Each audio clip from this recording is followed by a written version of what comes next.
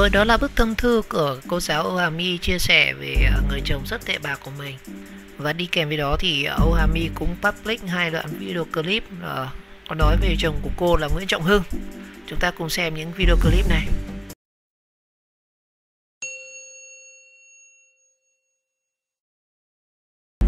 Rồi, mời các bạn cùng xem clip.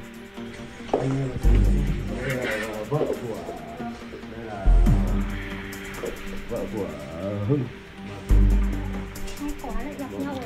Cái này như đang bắt đánh ghen đấy.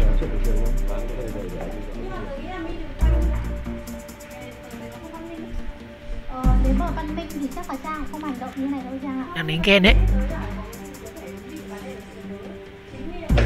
Minh vào nói chuyện bạn ở trên trường.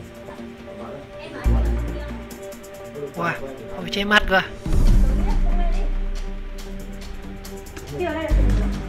Bạn đi ra ngoài. Bạn đi ra ngoài này. Đi bảo cô ra ngoài này, đi ra ngoài này. Ra ngoài. Ra ngoài này thì tớ sẽ nói chuyện văn minh với bạn. Đánh bỏ mẹ đi. Anh đi ra kia.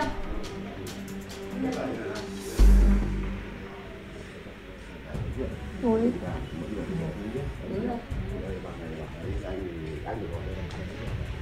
Tất cả nó bằng chứng và hình ảnh rồi. Kết thúc từ Đánh bao bỏ giờ mẹ đấy? nó đi. Ký đơn bao giờ? Ly hôn bao giờ thế anh? Mà ở kết thúc? Trên giấy tờ pháp luật vẫn là chồng người ta. Anh cưới tôi về 1 tháng, anh vỡ nợ hơn 1 tỷ. Wow. Lúc đấy gia đình tôi bên cạnh anh như thế nào, tôi bên cạnh anh như thế nào. Thậm chí bố mẹ anh mối mặt đến vay tiền của mẹ tôi. Đến ngày hôm kia tôi mới biết là mẹ tôi đưa tiền lên gia đình của anh. Tại sao anh đối xử với tôi, với mẹ tôi như thế? Bố anh còn nói những cái lời xúc phạm bố tôi khi bố tôi mất chưa được 1 tháng. Cho đến ngày mà em bị sảy thai, mẹ em ngất ở trong viện. Anh đưa em thẳng về viện Việt Nam Cuba. Sau đấy anh không thèm hỏi thăm, anh không đi vào xem em như nào. Cả đêm hai mẹ con em nằm ở đấy một mình. Và sau đấy anh đi đến đây. Những hôm mà anh đi đến đây với Trang vào căn phòng này, tất cả em đã có hình ảnh là anh ở từ mấy giờ đến mấy giờ. Tất cả để nắm rõ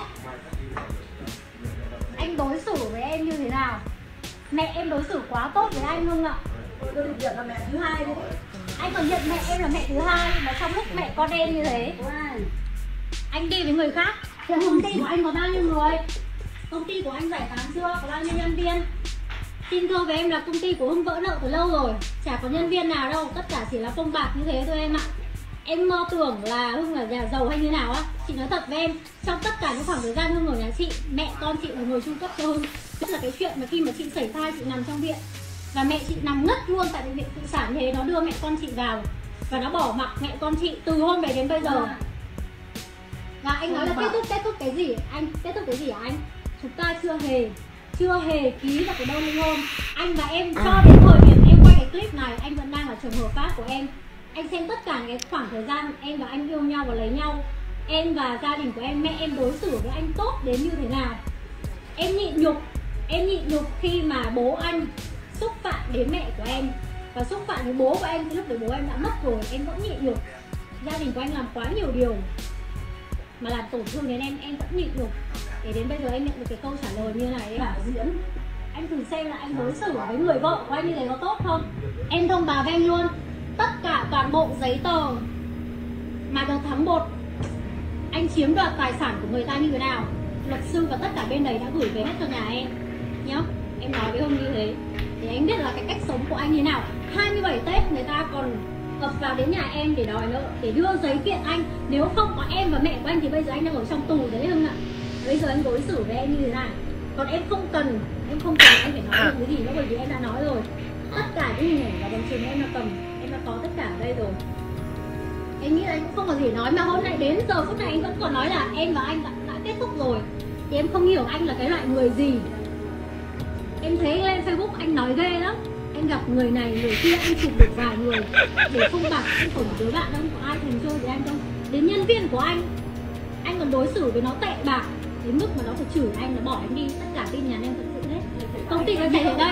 Đến cái người anh kết nghĩa, cái người anh kết nghĩa của em và anh còn hốc tiền của người ta, anh còn lừa đảo người ta. Bây giờ anh lừa đảo đốt cả vợ anh, nói là anh vẫn còn yêu em, anh vẫn còn thương em thế này thế kia. Ok, Xong rồi bây giờ như thế này, lúc em sảy thai cũng còn khóc lóc ở bệnh viện, xong em đưa em đến mẹ em ngất. Và trong kia, trong bệnh viện thì anh về thẳng luôn, anh bỏ em một mình ở đấy. Anh xem tất cả những cái hành động của anh là xứng đáng là một con người không? Nói câu gì đi. Em không hiểu câu gì đi.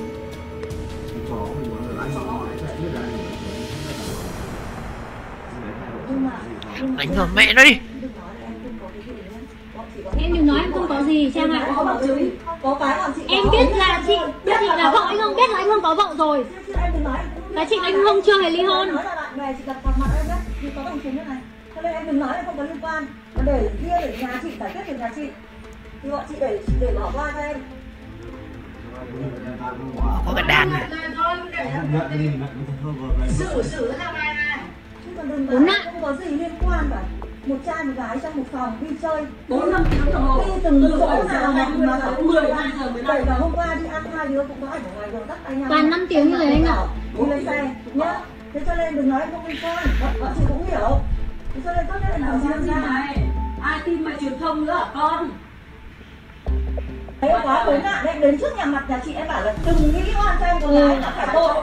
Vợ em ở trong viện, vợ em vừa mới sảy thai xong em vứt vợ em trong viện, xong rồi mẹ bố mày đến rồi là gọi luôn em hoặc với bà em đến đây này. Vứt vợ trong viện xong bắt đầu là đi luôn đến nhà. Lúc này cũng không ai làm nhà em đâu đấy. Đây là chị có bằng chứng luôn là lúc mà vứt vợ ở trong viện là nó có đến nhà em đấy. Đấy. Có cả luôn tin nhắn của em với nó cơ. Ăn gì thì để em nấu cơ nhá. Cho nên đừng có cãi là em không có gì. Không nói được câu gì. Bọn tao già mày lừa. Cả nhà lừa con bè Hưng cũng lừa giỏi đấy. Thật, lừa quá giỏi. Lừa bạn bè, lừa anh em, lừa vợ. Tìm con đi về em còn bảo đừng nghĩ em có gái để cho tội phải tội. Nhà chị tin em đấy thì cuối cùng. Còn anh đừng nói cái giọng cạn tàu giáo máng thế. Là một thằng đàn ông ấy, dám làm dám nhận đi. Để nó sảy thai như thế nào chị nói là đi sống hết tình với cả. Không còn tình thì phải còn nghĩa chứ. Nhưng mà cái việc đấy thì anh không nói sâu. Nhưng mà vấn đề là anh không có. Em đưa cho chuyện nằm đấy mà em không một lời hỏi không. Không làm một lời hỏi, không lời không. Còn không chạy vào xem vợ với mẹ như thế nào.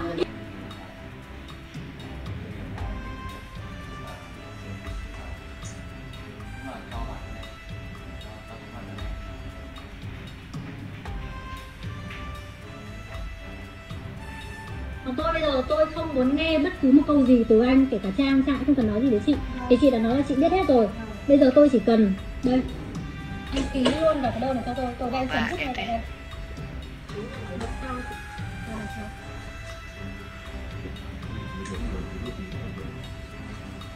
Ký bên cạnh tên em ấy, em ký rồi đấy.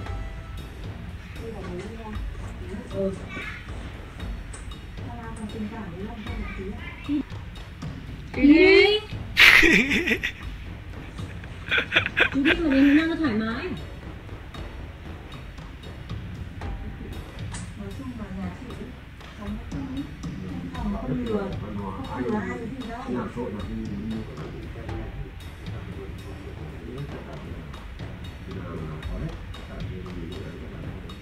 Tao ngất lên nước xuống con tao sảy thai như thế mày ra đi không một lời hỏi thăm. Mày ăn ở mà tao như thế tao kêu mang mày. Thôi lại này cạn tàu giáo máng thôi mà bà. Thôi xem việc nào tập nghiệp đấy thôi. Đi lễ Là cặp liên tục mà. Hiểu mà. Không có em với mẹ em thì nó đi tù từ lâu rồi. Từ đợt đấy rồi. Cái mà cũng giải thích cái chân người hiểu lúc này nữa. Trong cái bằng chứng có đầy đủ tất cả mọi cái. Thời gian, không gian, mọi chỗ rồi. Nhanh lên, cho nhà tôi còn về, xong muốn làm gì nhau thì tiếp tục. có cái ký vào đấy em ạ. Tao đi đủ nơi mà cuối cùng tao vẫn bị mày lừa tao nhá. Anh ký đi để còn lấy vợ mới. Lấy con dâu mới cho mẹ anh ký đi, đừng giải thích thêm gì. Lắc về nhà tên mắt rồi còn gì nữa. Bạc nhà to là nhà to mà vẫn phải đi vay tiền không giả. Cái khoản tiền đấy thì anh đã bảo với cả mẹ anh gọi điện để bảo em đến tình trạng này. Nhưng mẹ tôi không đồng ý đúng không? Thế thì anh mới biết là mẹ tôi đối với anh quá tốt. Thôi em đã cho con rồi là cho, em không lấy lại nữa. Tao nói rõ ràng như thế mà. Con cũng ý thức là Và tôi nói thẳng với anh, kể cả từ lúc yêu. anh biết. Đấy. Con chỉ con biết. Mày biết tao độ cỡ nào? Ký đi. Ký đi. Mệt quá. 20 năm còn gặp lại tao để trả ơn mà mày biết tao gia đình tao sống như thế nào rồi mà mày tao mất ở viện mà mày không lỡ hỏi thăm tao được một câu. Mày là thằng máu lạnh, mày thì có tinh mà con. Không phải ép nhá. Trang ạ, còn chị nói thật với Trang nhá, ngày hôm qua ấy mà chị phóng xe theo mà chị gặp cái Trang ở đấy thì chị cũng không đánh Trang một cái nào đâu. Bởi vì em chắc là em cũng phải biết là chị là có vị trí như thế nào trong xã hội và chị nghề nghiệp như thế nào. Và đến giờ phút này chị vẫn giải quyết với anh Ngưng rất văn minh và nhẹ nhàng như thế này. Chị không cho bất cứ ai đánh hay là động vào người anh Ngưng và em là vì như thế. Bởi vì con người của chị và con người và gia đình của chị rất là tâm đức, Trang ạ. Chứ như người khác thì không bình tĩnh được thế này đâu. Em biết là chị sẩy thai và nó bỏ mặc chị như thế. Và chị phát hiện ra cái chuyện này như thế này là bây giờ chị đang rất bình tĩnh và chị đang rất cư xử rất văn minh và có học với em. Thì chị mong là anh Hưng hợp tác, anh Hưng ký đơn đi. Rồi anh thoải mái mà. Từ giờ này anh thoải mái rồi còn gì nữa. Ký vậy.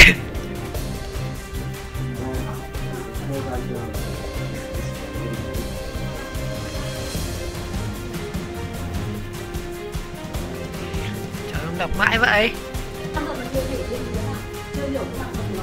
Chị nói với Trang này, chị không ngăn cản bất cứ điều gì của Trang. Và hôm nay là chị chỉ muốn nhìn rõ tận nơi và bắt bạn trận cho Hưng biết từ rất lâu rồi, chứ không phải là chị không biết điều gì. Và chị chỉ muốn chấm dứt để Hưng ký đơn thôi, chị không hề ngăn cản. Cho cả trẻ con đi làm gì kia. Không nhá, cho đến giờ phút này, giờ phút cuối cùng em vẫn giữ chọn với anh. Em không chửi, không đánh, không làm nói. Đến bây giờ mặc dù tất cả mọi người đều rất muốn đánh vào cái bộ mặt khốn nạn của anh. Đúng, đấm vào mặt nó đấy. Nên tốt nhất là anh ký đi. Em đến với anh nhẹ nhàng như thế nào, em ra nhẹ nhàng như thế. Ký đi anh. Quá sợ. Thằng Lương.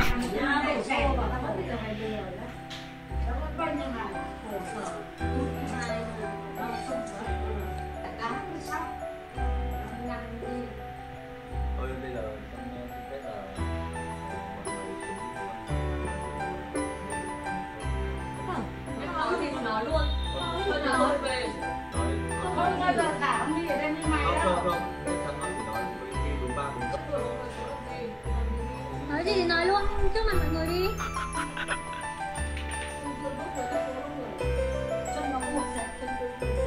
Bạn bè cô bảo hay là biết trước mặt con ra. Quý nó đến thế mà. Mà nếu như gọi là với cô còn mẹ nó cầm tiền là đấy là ngày ăn ở kiểu cái hết tình thì phải còn nghĩ. Em nói gì nói nốt đi để cho nhà chị không có thời gian mà để đứng đây chờ em diễn tiếp không? Em nói nốt đi. Để nhà chị có đi về. Đi ra ngay đi. Đi ra. Đi ra. Đi ra. Thích gặp không ra. Bây giờ không được. Chỉ có mày thích gặp. Mày lên nhà tao, mày lấy quần áo của mày về rồi mày thích gặp thì mày gặp. Còn lúc này mọi người nóng. Tao đang rất tính mày mà mày để lên nhà lấy quần áo rồi nói gì thì nói. Rồi, chúng ta vừa xem xong đoạn tạm gọi là cô giáo Hòa My đánh ghen. Nhưng mà đánh ghen rất văn minh, không có hành động vũ lực, không có câu nói tục. Chắc là cũng có vài câu nhưng mà cắt rồi. Tại vì lúc ấy người ta nóng rồi thì làm sao mà kìm hãm được cảm xúc. Rồi, qua đoạn clip này chúng ta cũng đã hiểu rõ hơn về cái câu chuyện mà cô giáo Ô Hà My có chia sẻ trên trang cá nhân của mình, nói lên những cái bức xúc đối với người chồng vô cùng tệ bạc, và có cả đoạn video clip minh họa này. Rồi một lần nữa các bạn đã theo dõi video clip, và nếu thấy video hay vì nghĩa các bạn nhớ like, subscribe kênh và chờ đón các video tiếp theo.